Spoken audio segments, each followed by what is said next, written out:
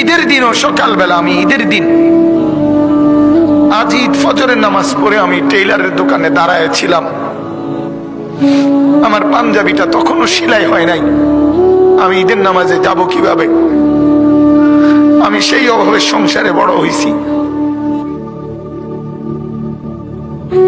তারপরও কোনোদিন বাপ অবৈধ রোজগারের পিছনে যায় না। এক মসজিদের ইমামতি করছে 43 বছর। আব্বা এক মসজিদে নামাজ পড়াইছে, এক মসজিদে 43 বছর এক মসজিদের ইমাম ছিল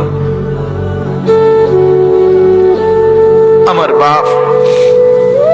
এটা বোঝা উচিত নিজের সন্তানকে গুনাহের রোজগারের উপরে নামাই দিয়ে কেমনে সুখ আসবে?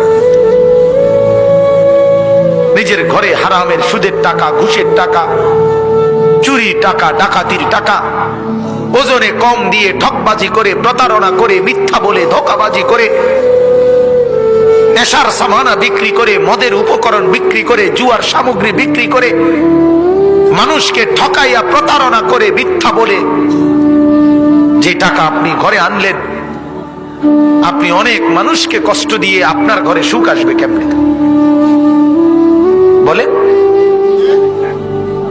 আল্লাহ আমাদেরকে বুঝার তৌফিক দান করুন।